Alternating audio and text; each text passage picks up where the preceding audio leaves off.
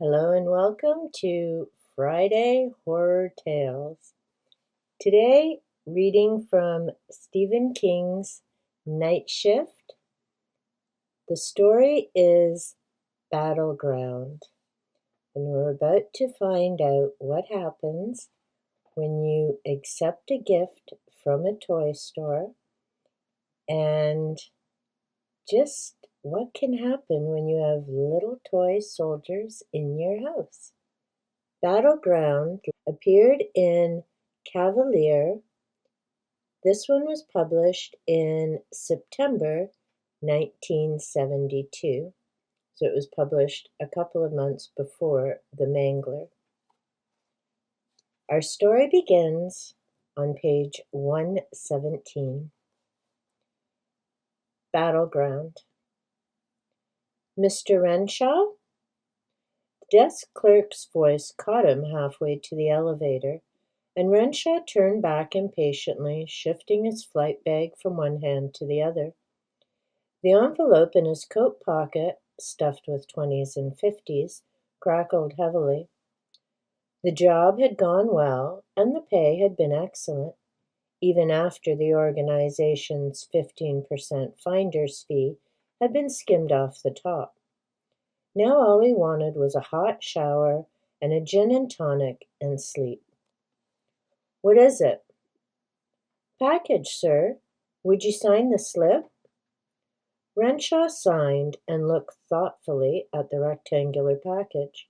His name and the building's address were written on the gummed label in a spiky backhand script that seemed familiar. He rocked the package on the imitation marble surface of the desk, and something clanged faintly inside. Should I have that sent up, Mr. Renshaw? No, I've got it. It was about 18 inches on a side and fitted clumsily under his arm. He put it on the plush carpet that covered the elevator floor and twisted his key in the penthouse slot above the regular rack of buttons. The car rose smoothly and silently. He closed his eyes and let the job replay itself on the dark screen of his mind. First, as always, a call from Cal Bates. You available, Johnny? He was available twice a year, minimum for $10,000. He was very good, very reliable, but what his customers really paid for was the infallible predator's talent. John Renshaw was a human hawk, constructed by both genetics and environment to do two things superbly: kill and survive. After Bates' call, a buff-colored envelope appeared in Renshaw's box. A name, an address, a photograph, all committed to memory, then down the garbage disposal with the ashes of envelope and contents. This time the face had been that of a sallow Miami businessman named Hans Morris, founder and owner of the Morris Toy Company. Someone had wanted Morris out of the way and had gone to the organization.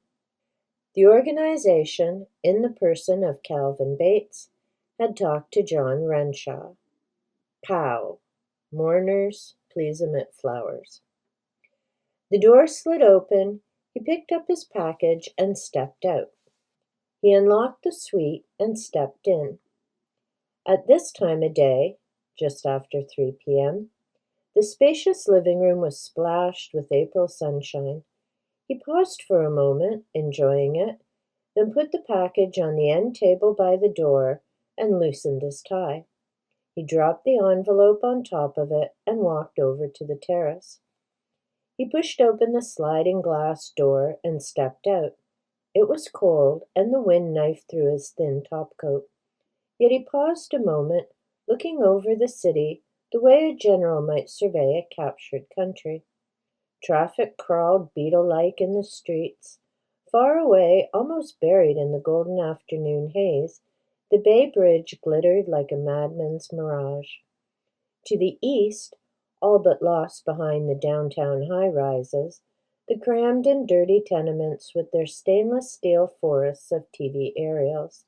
It was better up here, better than in the gutters. He went back inside, slid the door closed, and went into the bathroom for a long, hot shower.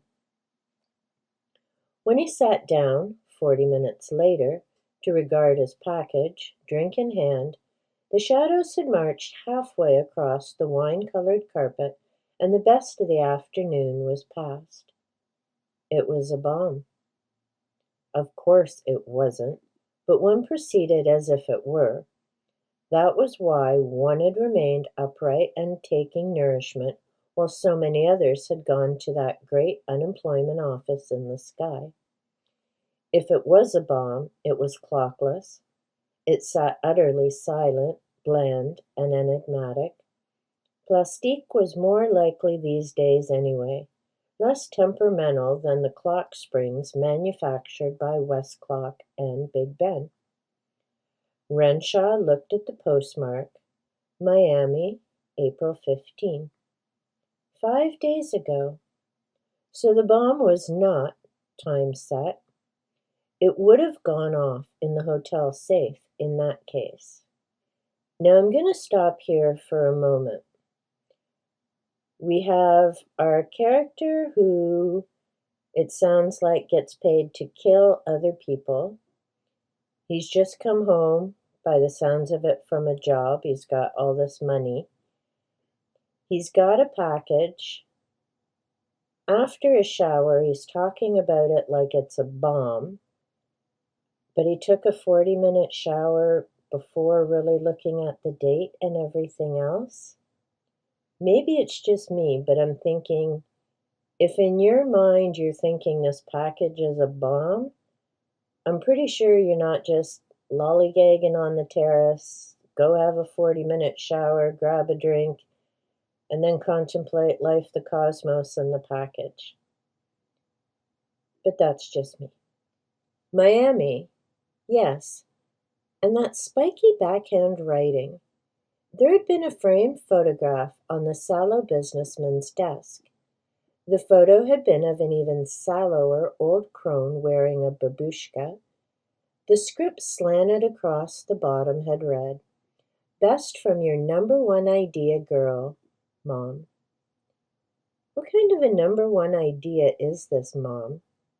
A do-it-yourself extermination kit? He regarded the package with complete concentration, not moving, his hands folded. Extraneous questions such as how Morris's number one idea girl might have discovered his address did not occur to him. They were for later, for Cal Bates. Unimportant now. With a sudden, almost absent move, he took a small celluloid calendar out of his wallet and inserted it deftly under the twine that crisscrossed the brown paper. He slid it under the Scotch tape that held one end flap. The flap came loose, relaxing against the twine.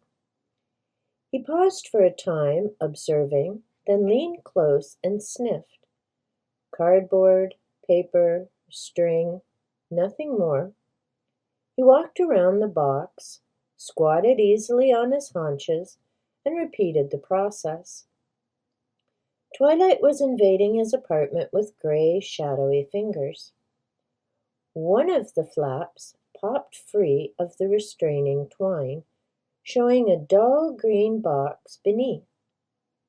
Metal, hinged. He produced a pocket knife and cut the twine. It fell away, and a few helping prods with the tip of the knife revealed the box. It was green with black markings, and stenciled on the front in white letters were the words, G.I. Joe Vietnam Footlocker. Below that, 20 infantrymen, 10 helicopters, 2 bar men, 2 bazooka men, 2 medics, 4 jeeps. Below that, a flag decal. Below that, in the corner, Morris Toy Company, Miami, Florida. He reached out to touch it, then withdrew his hand. Something inside the footlocker had moved. Renshaw stood up, not hurrying, and backed across the room toward the kitchen and the hall. He snapped on the lights. The Vietnam footlocker was rocking, making the brown paper beneath it rattle. It suddenly overbalanced and fell to the carpet with a soft thud, landing on one end. The hinge top opened a crack of perhaps 2 inches. Tiny foot soldiers, about 1.5 inches tall, began to crawl out. Renshaw watched them, unblinking. His mind made no effort to cope with the real or unreal aspect of what he was seeing, only with the possible consequences for his survival. The soldiers were wearing minuscule army fatigues, helmets, and field packs. Tiny carbines were slung across their shoulders. 2 of them looked briefly across the room at Renshaw. Their eyes, no bigger than pencil points, glittered. 5, 10, 12, then all 20. One of them was gesturing, ordering the others. They lined themselves up along the crack that the fall had produced and began to push. The crack began to widen. Renshaw picked one of the large pillows off the couch and began to walk toward them. The commanding officer turned and gestured. The others whirled and unslung their carbines. There were tiny, almost delicate popping sounds, and Renshaw felt suddenly as if he'd been stung by bees. He threw the pillow.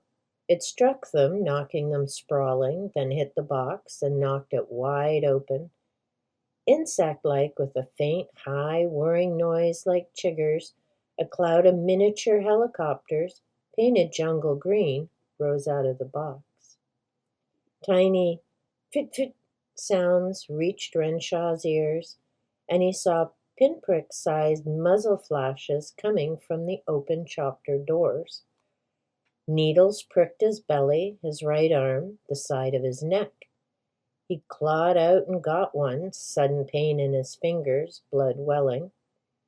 The whirling blades had chopped them to the bone in diagonal scarlet hash marks. The others whirled out of range, circling him like horseflies. The stricken chopper thumbed to the rug and lay still. Sudden excruciating pain in his foot made him cry out. One of the foot soldiers was standing on his shoe and bayoneting his ankle. The tiny face looked up, panting and grinning. Renshaw kicked at it, and the tiny body flew across the room to splatter on the wall. It did not leave blood, but a visible purple smear. There was a tiny, coughing explosion, and blinding agony ripped his thigh. One of the bazooka men had come out of the footlocker.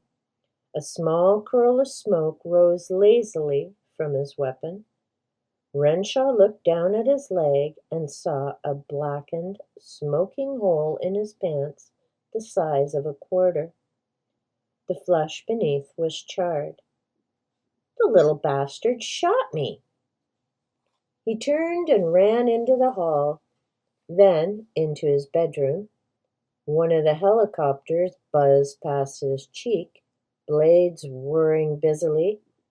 The small stutter of a bar, then it darted away. The gun beneath his pillow was a .44 Magnum, big enough to put a hole the size of 2 fists through anything it hit. Renshaw turned, holding the pistol in his hands. He realized coolly that he'd be shooting at a moving target not much bigger than a flying light bulb. Okay, maybe it's just me, but a .44 Magnum under your pillow? I've heard of putting crystals under your pillow, but... Okay, apparently, although he has a penthouse apartment, I guess in his line of work, You need a gun under your pillow instead. Two of the chopters whirred in. Sitting on the bed, Renshaw fired once. One of the helicopters exploded into nothingness. That's two, he thought. He drew a bead on the second, squeezed the trigger. It jigged. GD, it jigged. The helicopter swooped at him in a sudden, deadly arc, fore and aft overhead props, whirring with blinding speed.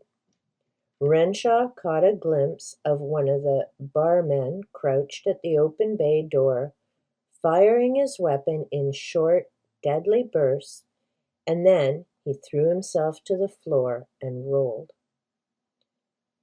My eyes! The bastard was going for my eyes! He came up on his back at the far wall, the gun held at chest level. But the copter was retreating. It seemed to pause for a moment and dip in recognition of Renshaw's superior firepower. Then it was gone back toward the living room. Renshaw got up, wincing as his weight came down on the wounded leg. It was bleeding freely. And why not? He thought grimly. It's not everybody who gets hit point blank with a bazooka shell and lives to tell about it. So Mom was his number one idea girl, was she? She was all that and a bit more. He shook a pillowcase free of the tick and ripped it into a bandage for his leg, then took his shaving mirror from the bureau and went to the hallway door. Kneeling, he shoved it out onto the carpet at an angle and peered in. Now here's where me not reading military things is going to be an issue. They were bivouacking by the footlocker? Damned if they weren't. Let me know in the comments if you know what that word means. Miniature soldiers ran hither and thither, setting up tents. Jeeps, 2 inches high, raced about importantly. A medic was working over the soldier Renshaw had kicked. The remaining 8 copters flew in a protective swarm overhead at coffee table level. Suddenly they became aware of the mirror, and 3 of the foot soldiers dropped to one knee and began firing. Seconds later, the mirror shattered in 4 places. Okay then. Renshaw went back to the bureau and got the heavy mahogany odds and ends box Linda had given him for Christmas. He hefted it once, nodded, and went to the doorway and lunged through. He wound up and fired like a pitcher throwing a fastball. The box described a swift, true vector and smashed little men like ninepins. One of the jeeps rolled over twice. Renshaw advanced to the doorway of the living room, sighted on one of the sprawling soldiers, and gave it to him. Several of the others had recovered. Some were kneeling and firing formally. Others had taken cover. Still others had retreated back into the footlocker. The bee stings began to pepper his legs and torso, but none reached higher than his rib cage. Perhaps the range was too great. It didn't matter. He had no intention of being turned away. This was it. He missed with his next shot. They were so GD small. But the following one sent another soldier into a broken sprawl. The copters were buzzing toward him ferociously. Now the tiny bullets began to splat into his face, above and below his eyes. He potted the lead copter, then the second. Jagged streaks of pain silvered his vision. The remaining 6 split into 2 retreating wings. His face was wet with blood, and he swiped at it with his forearm. He was ready to start firing again when he paused. The soldiers who had retreated inside the footlocker were trundling something out. something that looked like there was a blinding sizzle of yellow fire, and a sudden gust of wood and plaster exploded from the wall to his left. A rocket launcher! He squeezed off one shot at it, missed, wheeled, and ran for the bathroom at the far end of the corridor. He slammed the door and locked it. In the bathroom mirror, an Indian was staring back at him with dazed and haunted eyes. A battle-crazed Indian with thin streamers of red paint drawn from holes no bigger than grains of pepper. A ragged flap of skin dangled from one cheek. There was a gouged furrow in his neck. "I'm losing!" He ran a shaking hand through his hair. The front door was cut off. So was the phone and the kitchen extension. They had a GD rocket launcher, and a direct hit would tear his head off. Damn it, that wasn't even listed on the box. He started to draw in a long breath and let it out in a sudden grunt as a fist-sized section of the door blew in with a charred burst of wood. Tiny flames glowed briefly around the ragged edges of the hole, and he saw the brilliant flash as they launched another round. More wood blew inward, scattering burning slivers on the bathroom rug. He stamped them out, and two of the copters buzzed angrily through the hole. Minuscule bar slugs stitched his chest. With a whining groan of rage, he smashed one out of the air, barehanded, sustaining a picket fence of deep slashes across his palm. In sudden, desperate invention, he slung a heavy bath towel over the other. It fell, writhing to the floor, and he stamped the life out of it. His breath was coming in hoarse whoops.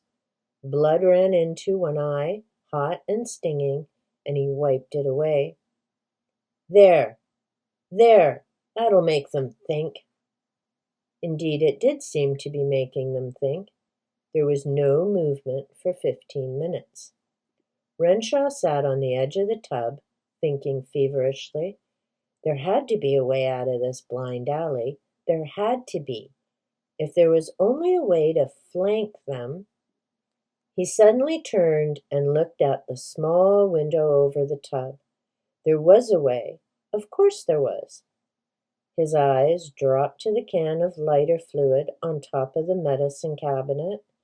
He was reaching for it when the rustling noise came. Lighter fluid on a medicine cabinet.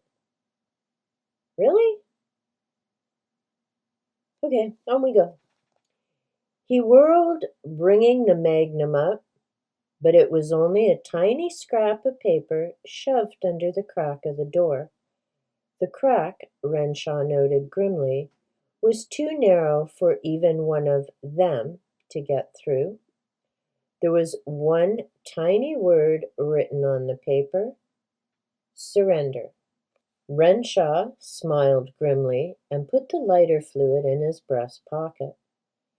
There was a chewed stub of pencil beside it. He scrawled one word on the paper and shoved it back under the door. The word was nuts. There was a sudden blinding barrage of rocket shells, and Renshaw backed away. They arced through the hole in the door and detonated against the pale blue tiles above the towel rack, turning the elegant wall into a pocket lunar landscape.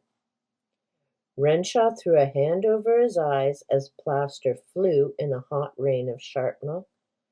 Burning holes ripped through his shirt, and his back was peppered. When the barrage stopped, Renshaw moved. He climbed on top of the tub and slid the window open. Cold stars looked in at him. It was a narrow window and a narrow ledge beyond it. But there was no time to think of that. He boosted himself through and the cold air slapped his lacerated face and neck like an open hand. He was leaning over the balance point of his hands, staring straight down. 40 stories down. From this height, the street looked no wider than a child's train track. The bright, winking lights of the city glittered madly below him like thrown jewels. With the deceptive ease of a trained gymnast, Renshaw brought his knees up to rest on the lower edge of the window.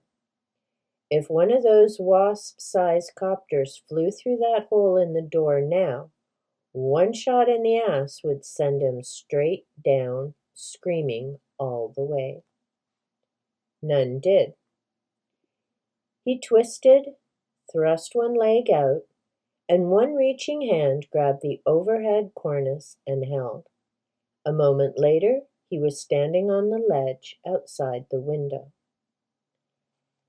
Deliberately, not thinking of the horrifying drop below his heels, not thinking of what would happen if one of the helicopters buzzed out after him, Renshaw edged toward the corner of the building.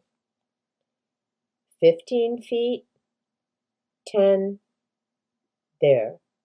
He paused, his chest pressed against the wall, hands splayed out on the rough surface. He could feel the lighter fluid in his breast pocket and the reassuring weight of the magnum jammed in his waistband. Now, to get around the corner.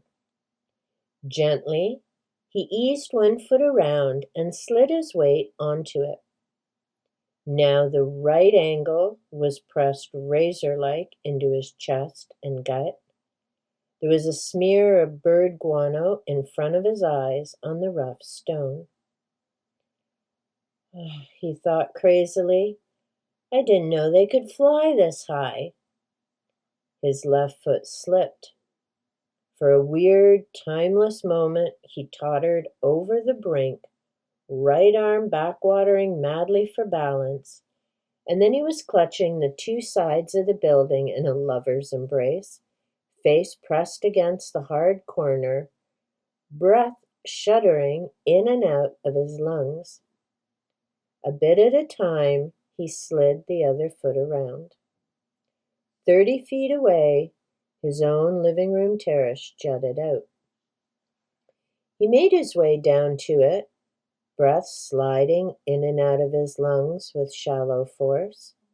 Twice he was forced to stop as sharp gusts of wind tried to pick him off the ledge. Then he was there, gripping the ornamented iron railings. He hoisted himself over noiselessly.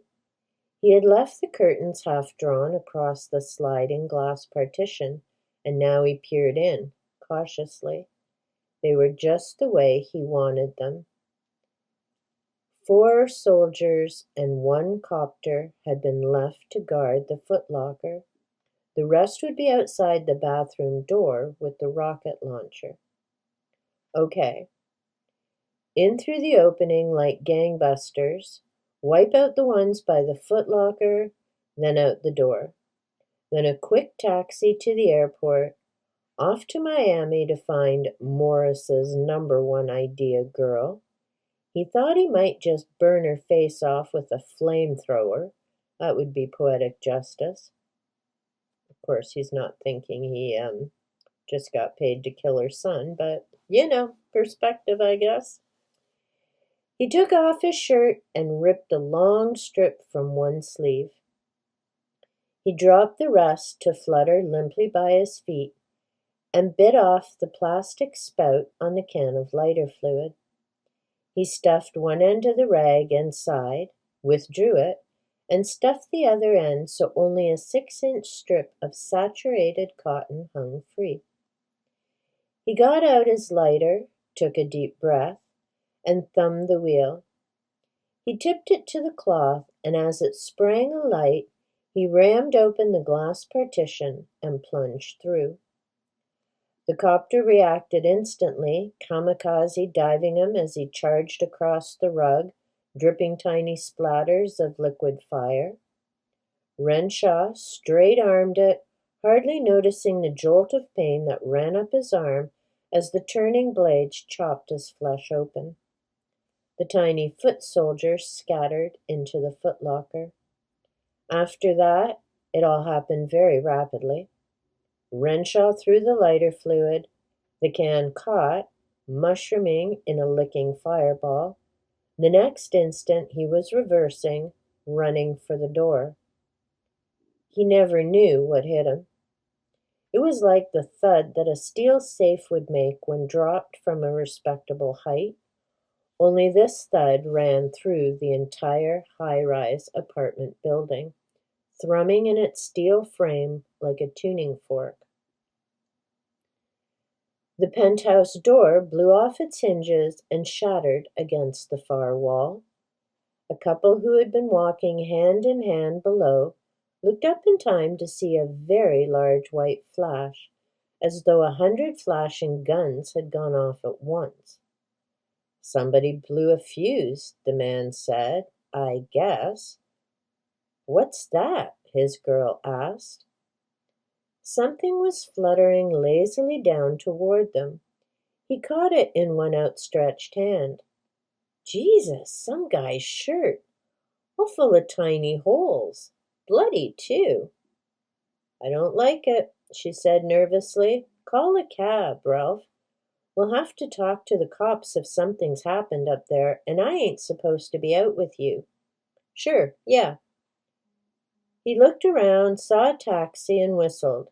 Its brake lights flared, and they ran across to get it.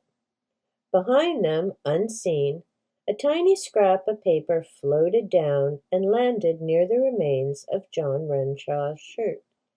Spiky, backhand script read, "Hey kids, special in this Vietnam footlocker.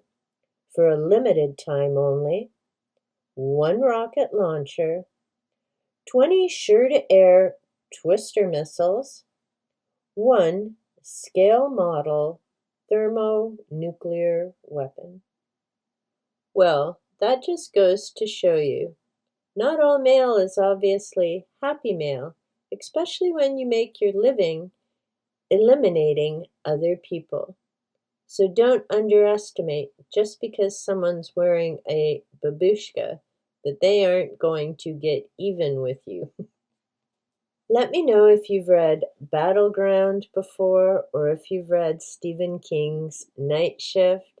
But like I say, as I was reading it through, there are some things that didn't quite make sense to me. Like if he thought it was a bomb, why he'd spend that much time before actually checking through everything.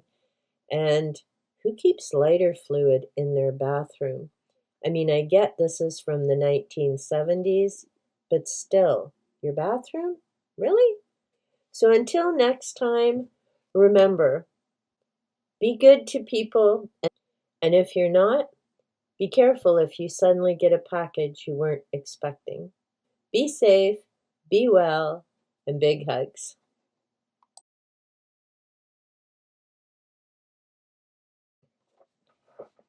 Oh my goodness. He regarded the package with complete consternation. Ooh. Miniature shoulders ran hither. Shoulders?